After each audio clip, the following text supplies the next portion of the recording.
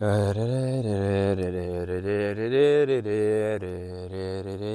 a person dies, there arises this doubt. He still exists, say some. He does not, say others. I want to teach me the truth.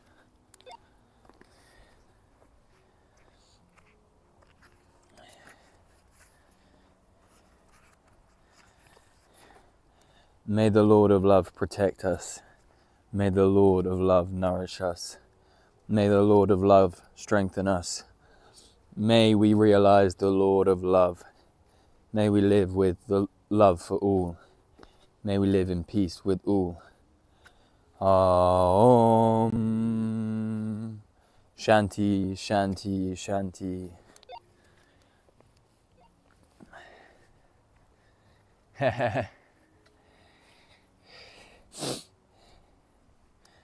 Once, long ago, Vajravasa gave away his possessions to gain religious merit.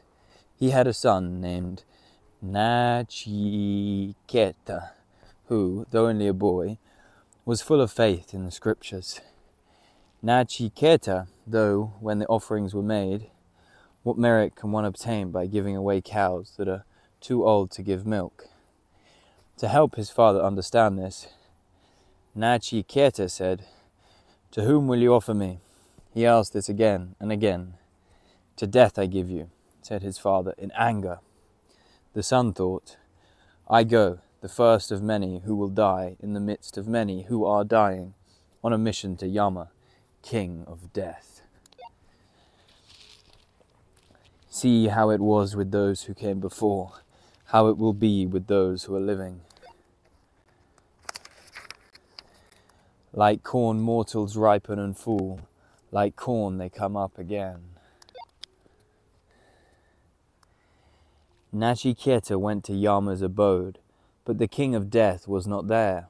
He waited 3 days. When Yama returned, he heard a voice say, "When a spiritual guest enters the house, like a bright flame, he must be received well, with water to wash his feet. Far from wise are those who are not hospitable to such a guest.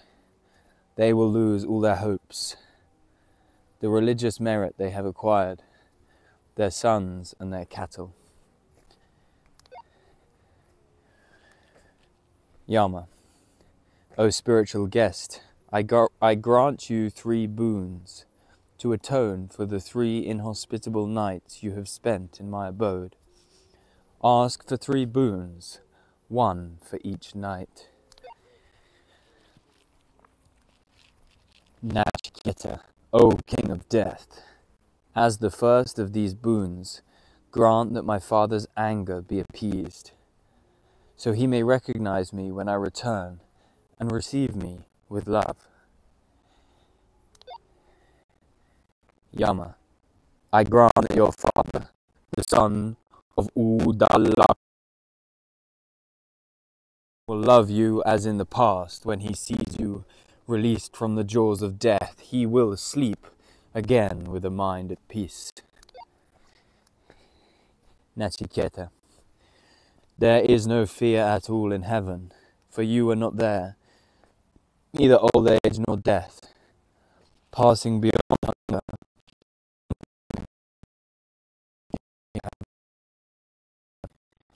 you far from death."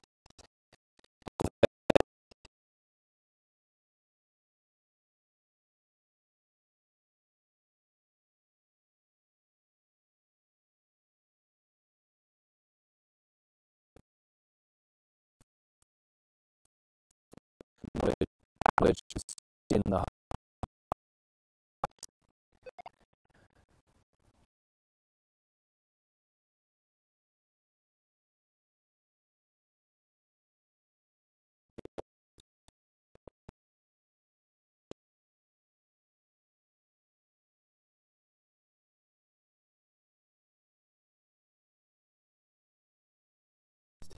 And said, "Yama, let me give you a special boon.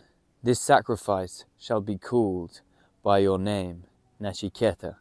Accept from me this many-hued chain, too. Those who have thrice performed this sacrifice realize their unity with father, mother, and teacher, and discharge the 3 duties of studying the scriptures, ritual worship, and giving alms to those in need, rise above birth and death.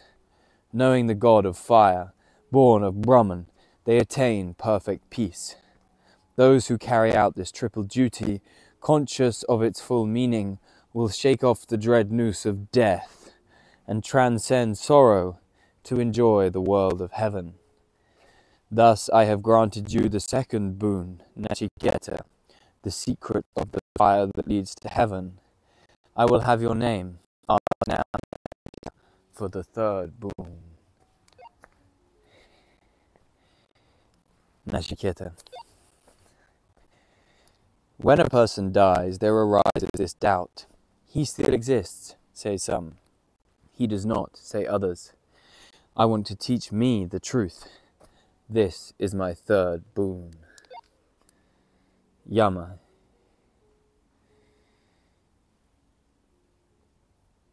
This doubt haunted even the gods of old, for the secret of death is hard to know. Nachiketa, ask for some other boon, and release me from my promise.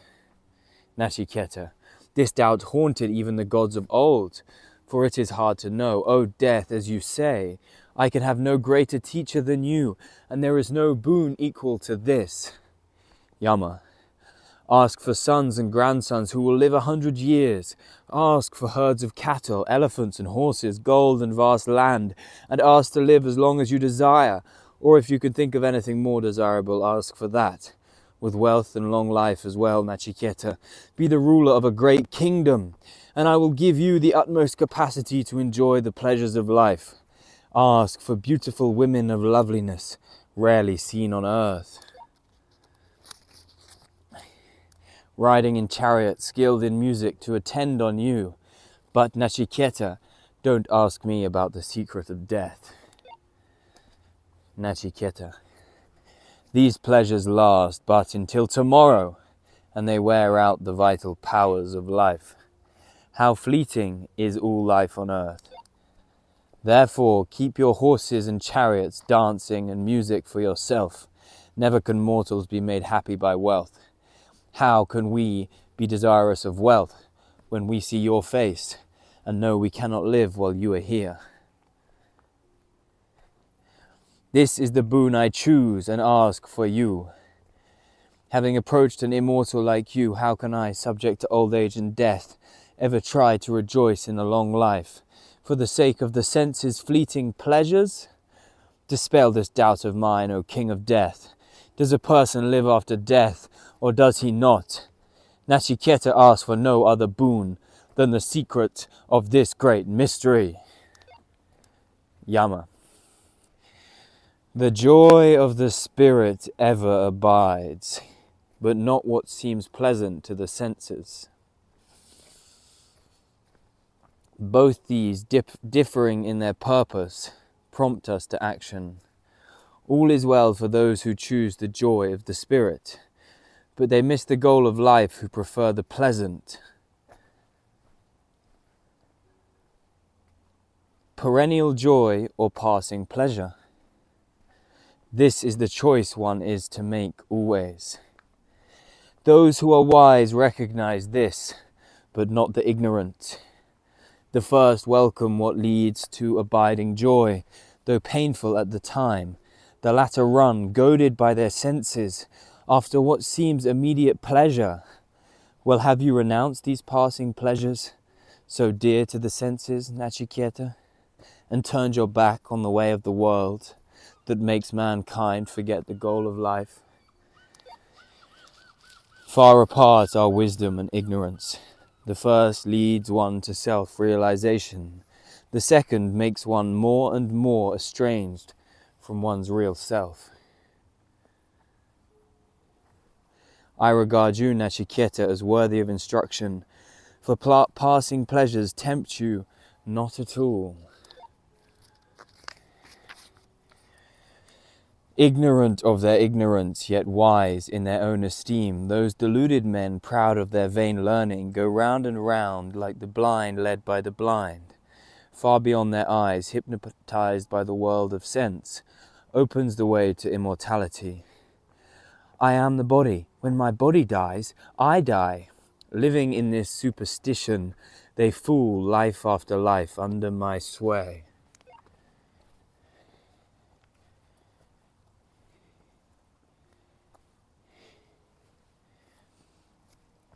It is but few who hear about the self. Fewer still dedicate their lives to its realization. Wonderful is the one who speaks about the self. Rare are they who make it the supreme goal of their lives. Blessed are they who, through an illuminated teacher, attain to self-realization. The truth of the self, cannot come through one who has not realized that he is the self. The intellect cannot reveal the self beyond its duality of subject and object. Those who see themselves in all and all in them help others through spiritual osmosis to realize the self themselves. This awakening you have known comes not through logic and scholarship, but from close association with a realized teacher. Wise are you, Nachiketa, because you seek the self eternal. May we have more seekers like you. Nachiketa. I know that earthly treasures are transient, and never can I reach the eternal through them. Hence I have renounced all my desires for earthly treasures, to win the eternal through your instruction. Yama. I spread before your eyes, Nachiketa, the fulfillment of all worldly desires. Power to dominate the earth, delights, celestial gain through religious rites, miraculous powers beyond time and space. These with will and wisdom you have renounced. The wise, realizing through meditation the timeless self beyond all perception, hidden in the cave of the heart, leave pain and pleasure far behind. Those who know they are neither body nor mind, but the immemorial self, the divine principle of existence, find the source of all joy and live in joy abiding. I see the gates of joy are opening for you, Nachiketa. Nachiketa. Teach me of that you see as beyond right and wrong, cause and effect, past and future. Yama. I will give you the world. I will give you the word. All the scriptures glorify, all spiritual disciplines express, to attain which all aspirants lead a life of sense restraint and self-naughting. It is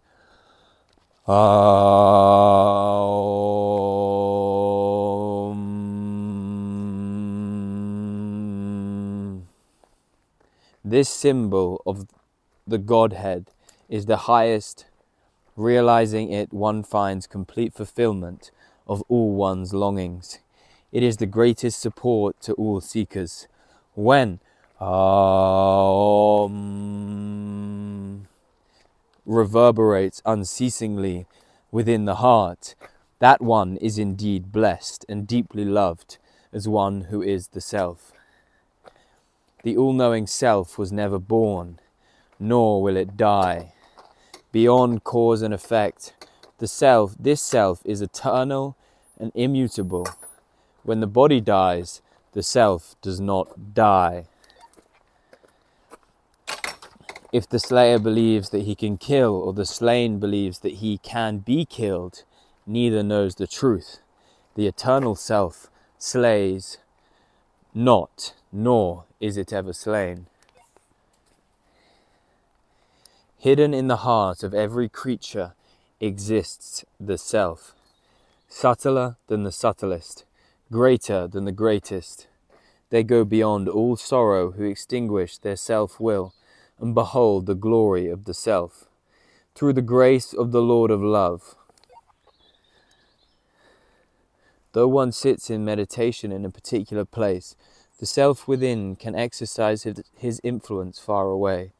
Though still he moves everything everywhere. When the wise realize the self, formless in the midst of all forms, changeless in the midst of change, omnipresent and supreme, they go beyond sorrow. The self cannot be known through study of the scriptures, nor through the intellect, nor through hearing